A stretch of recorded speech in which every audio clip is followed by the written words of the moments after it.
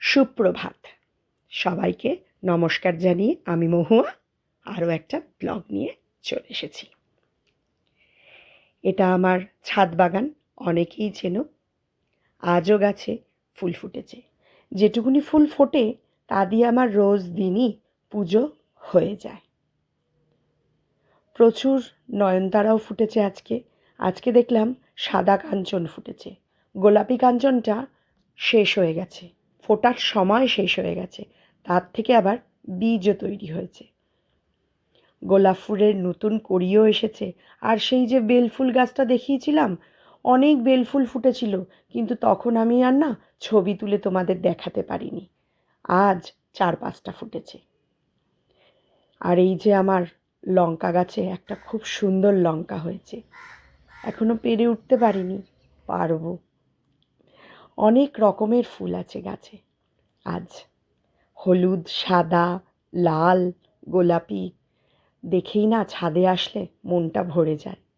ফুল দেখে কার না ভালো লাগে বলুন? ইচ্ছে না করলেও মাঝে মাঝে ফুল তুলতে হয়, তাই না? আমি তাড়াতাড়ি করে স্নান টান সেরে ঘরের ঠাকুরকে পুজো দিতে গেলাম। ঘরের শিব ঠাকুরকে তো পুজো না দিয়ে মন্দিরে যেতে পারবো না, তাই পুজোটা সেরে নিচ্ছি। চলুন দেখুন, আমার সাথে থাকবেন আজকে সবাই।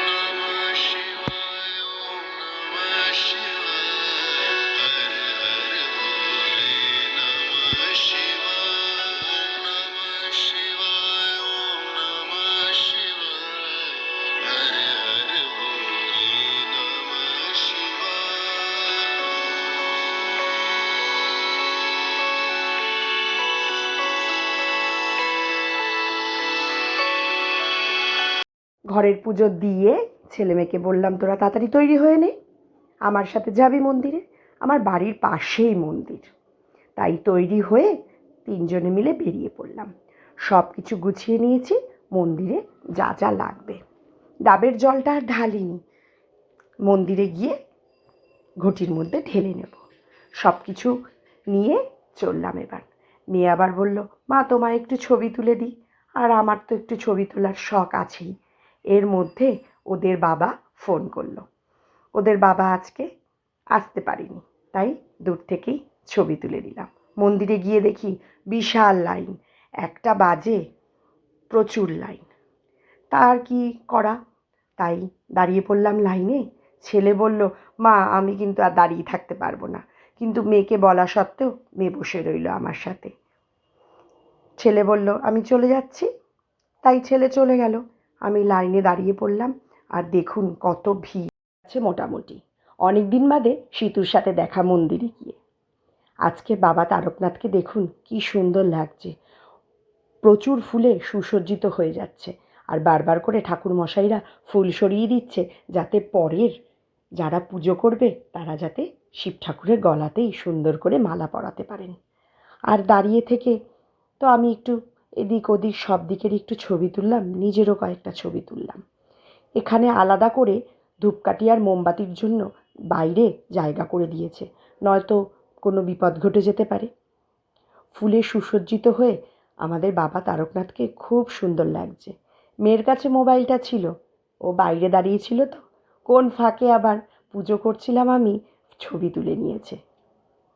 কি সুন্দর লাগে। সকালের দিকে রোদ থাকলেও আস্তে আস্তে বেলা বাড়ার সাথে সাথে রোদের তেজটা একটু কমে গেছে। আমরা যারা লাইনে দাঁড়িয়েছিলাম সবাই বলাবলি করছিলাম, কষ্ট হচ্ছিল না একটুও। আর উপোস করলে, ভগবানের নাম নিলে সত্যিই কোনো কষ্ট থাকে না। আর আজ তো শিবের পুজো, খুব ভালোভাবে আমি মন্দিরে গিয়ে পুজো দিতে পেরেছি। আমার পুজো তো খুব ভালোভাবে হলো। সবার পুজো কেমন হলো কমেন্টে কিন্তু অবশ্যই জানিও। পুজো দিয়ে বাড়ি ফিরে এলাম। বাড়িতে ফিরে এসে ছেলেমেয়েকে খেতে দিয়ে দিলাম, ওরাও খেতে বসলো। তারপর আমি পুজোর প্রসাদ খেলাম। আর বাড়িতে সাবু আগে থেকেই ভিজিয়ে রেখেছিলাম, সাবুর মধ্যে সব সরঞ্জাম মিশিয়ে নিলাম, মিশিয়ে আমিও খেতে বসলাম। আর বাড়ির গাছের ডাব পেরেছিলাম, সেই ডাবের জল খেয়ে নিয়ে ভেতরের এই লেইটা খেলাম। দারুণ টেস্ট। কার কার খেতে ভালো লাগে অবশ্যই কিন্তু কমেন্টে জানিও। তাহলে ভিডিওটা আজ এই পর্যন্তই। সবাই ভালো থেকো, সাবধানে থেকো, সুস্থ থেকো। জয় বাবা তারকনাথ। সবাইকে তাহলে টাটা, বাই বাই।